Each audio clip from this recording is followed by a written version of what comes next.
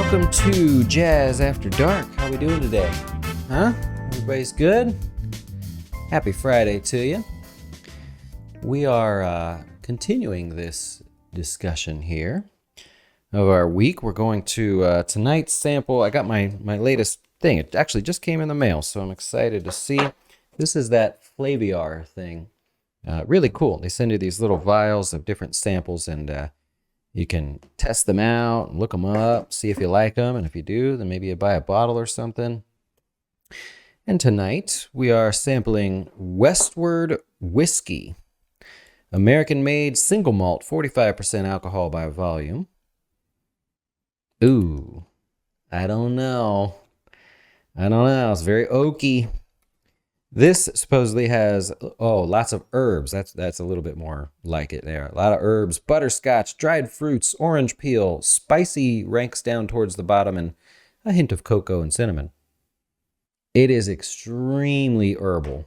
Westward Whiskey.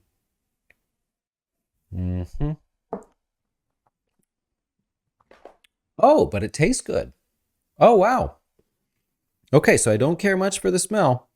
It almost smells like a flower, to be honest with you. That's like inside of an oak barrel or something. But very much tastes like the dried fruit and maybe butterscotch in there. And okay, not bad.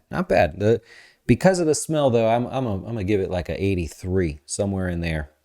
Because that smell is not interesting at all. But it's Westward Whiskey. If you're interested and you want to look it up, it's American-made whiskey. And I will look up and see a little bit more about these guys. I like learning about this stuff. Charlie does too in the office. He's really bigger on this than I am. But it tastes phenomenal.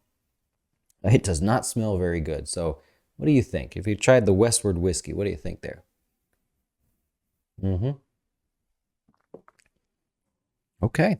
I definitely like the taste. Solid 83. Oh, that smell though. All right, let's talk about something here. I want to talk about the difference between we touched on this the other day, the retirement sort of tapering of your expenses. This really makes a big deal, and I thought it did. I've done this for other clients, so I wanted to kind of go more in depth with you. And we'll just make this a quick one because it's Friday. You got places to be. I don't. So here's what we're comparing. If you've never seen Nest Egg, it's our financial planning software that we use for clients. If you have over $100,000 with us, we feel like you should have a more detailed plan, and it's more of an ongoing plan rather than just come up with something and send you on your way like everybody else does. Tax laws change, right? Things change in life, and so we need to be able to address that. And so I love when clients like to use this. But let's take a look. Okay, on the right-hand side, we're going to say this is Louis Armstrong, and he's put in a bunch of his information. I know this data is accurate. I'm excited. We're ready to start strategizing. And Louis, based on what he's told me, we find that if we do everything right, keyword, that he's got a 77% chance of not outliving his money, and he should pass away with about $685,000 in inflation-adjusted dollars. So that's not 685 like you would think of it today. It's in the future. Now that's fine. But Louis says, hey, man, I strive for excellence, man. I'm trying to do a little bit better. Can we tighten this up? We can actually do a number of things here. I could probably do 10 to 20 different videos just on this plan alone because there's so much you could do here. Let's just try one simple thing. I put this down here because I wanted you to see I did not change anything. So all the fixed numbers are current, meaning that's based on the data that he has. And then proposed plan in our software means I can propose a different scenario.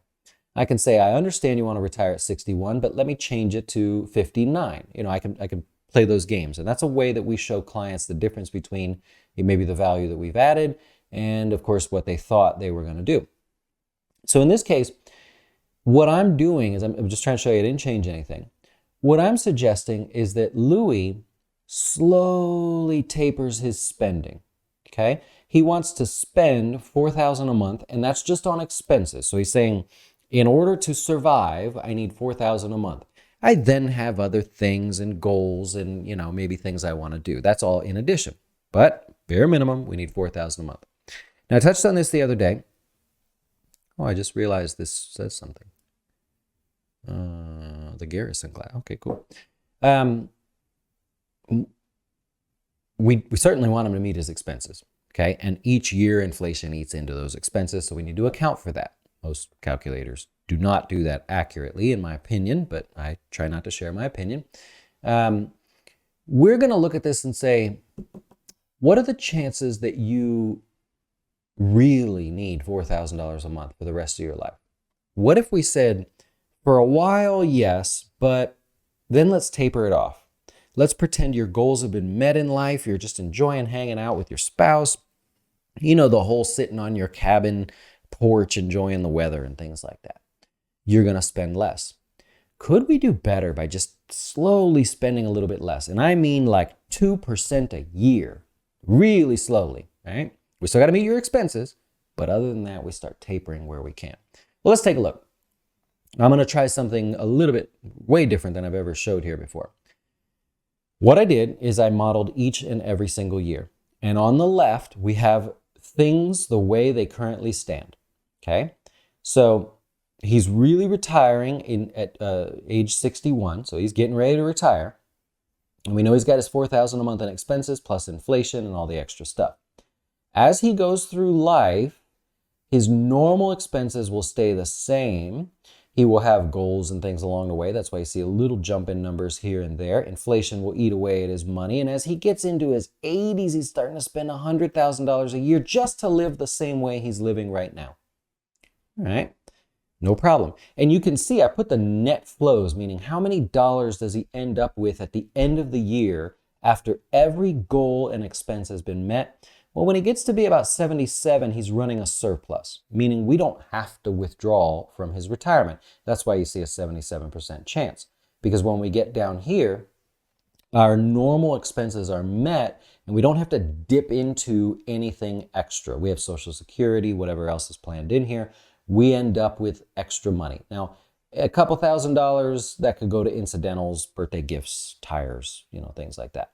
But as he gets older, yes, he's spending more, but we still have a good surplus, so we don't have a problem with that. However, if one thing goes wrong here, or there's a sudden medical emergency that is rather costly, or they make a decision to change their home, they make a decision to fund somebody's college, their kid has another 2 kids and they were only expecting 1 and they'd really like to help out, you can see how quickly we start to deteriorate this future 685. So this is cutting it pretty close, assuming there's stuff that I just don't know that's going to happen to you. So let's take a different approach. Over here, I propose that you retire next year, and of course you have your expenses, but then we slowly start tapering them off. What does that mean? Look at over here. We end up needing to touch our money a little bit sooner. Oh no, that would normally be seen as a bad thing. You'd shoot me in the head, right? You say, what do you mean? I'm not going to touch my money faster than I need to touch it. What if I could prove to you that touching it faster than you need to actually saves you money? That's weird. What advisor would say that? Oh, you mean take money out of your account? Well, that means I can't charge you for that. I can't make money on that, right? But what if that's the right thing to do? Here we go. We're taking $4,000 out a month. The next year, we taper it back just a little bit, which means we need to get some more money. We're taking more from our retirement accounts. Otherwise, we can't run that kind of a deficit. We won't survive. So here we're withdrawing about $50,000 to make up for the deficit. Here we're withdrawing about $60,000. Compare that as you go. All we're doing is saying, maybe you won't spend as much. I still want you to have all your goals and everything you put in there, but maybe you won't spend as much. We get to age 71, 72, and now our surplus is so much that we can afford to taper back our spending. We have extra money. We don't have to withdraw as much. And let's say at age 72, you're lively and kicking and you just want to take a world cruise. Well, you know that there's some flexibility here. There is not under a fixed retirement spending plan. So there's an advantage to not being linear about your spending in retirement. I really wanted to show that because it's easy for me to say, spend less. I don't know what to tell you, right? That's a dumb answer. Spend less and, therefore you have to save more, right? I need more of your money. I'm telling you, every advisor is going to tell you that. That's the simple, lazy answer. 2023, we cannot be lazy. We have to look at every option possible. So for Louis, I'm saying, I want you to spend less, but if you need to make up a bigger difference, go ahead and take it out of your account early. I'm okay with that because it means that when you get older, you'll take less out. Maybe you won't even take out any money. And if there's a problem somewhere in here and there's something you didn't tell me about, there's a goal, there's an emergency, there's a financial catastrophe, and you need to take money, well, we already know you run a surplus. So that means you have to take less than over here. If there's a financial catastrophe in here, in the prime of your retirement, when you're trying to just go have a good time and travel and do all that stuff you always wanted to do, well, that's going to really hurt when we get down here. But over here, if we could just taper down a little bit, look at the surplus that we're running every year. We have so much extra money by touching the money earlier in life. That is so counterintuitive to think about. I'm telling you right now, if you are not retired and you have never lived through this, I can only relate because I watch people live through it. I can't relate because I've done it. But your whole life, you're putting in money. There's my Roth IRA. Yeah, another more money coming out of my 401k. Yeah, they're going in there. That's great. Less money in my pocket. So your whole life, you put money in. The second you retire and money can't go in anymore, and now you got to take out, you're going to be drinking all this. That is the most stressful financial position that someone can be in right at retirement. Money now has to come out. And for me to tell you, take more out than you think you have to take because of this, right? Because of what I'm showing you. Take more out. Trust me. Spend less than you think, of course, but you'll get the difference. Or if you need to make up the difference, you're going to go take it from your retirement accounts.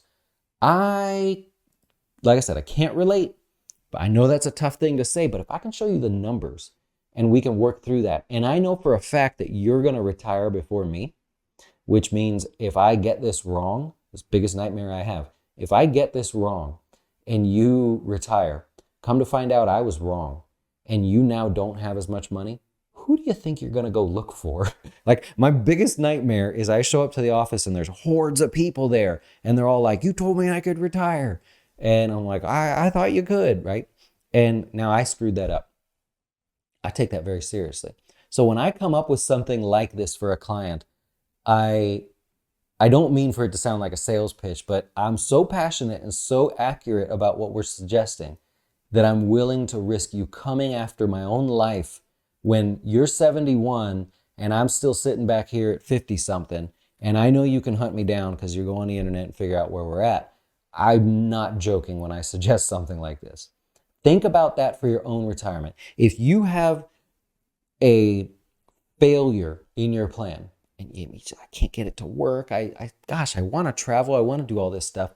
Go back for a second and just think, what if I take a little more early on? Yes, I'm going to miss the returns. I get every comment you're going to leave for me. I'm going to miss the returns. I'm going to pay more taxes earlier. That's not true. But you think that, and then you go, that seems disastrous to me. I'm going to be 78 years old, 76 years old, and you're telling me if I get this wrong, I may have to go back to work? No, because it's a realistic spending pattern. So think about that one. I didn't mean to take a lot of your time here tonight. I get fired up about this stuff because when I find an advantage, to me, I'm adding value. And as an advisor, we can only do so much with your investments. And then day to day, I'm not going to change day to day because the market went up or down, right? I'm not going to budge. So I've got to add value in other ways. And so when I find a way to add some extra value, make an extra 2% or somehow show you pay less taxes, I get fired up about that stuff. Don't you get fired up about that? Man, this stinks. This really smells.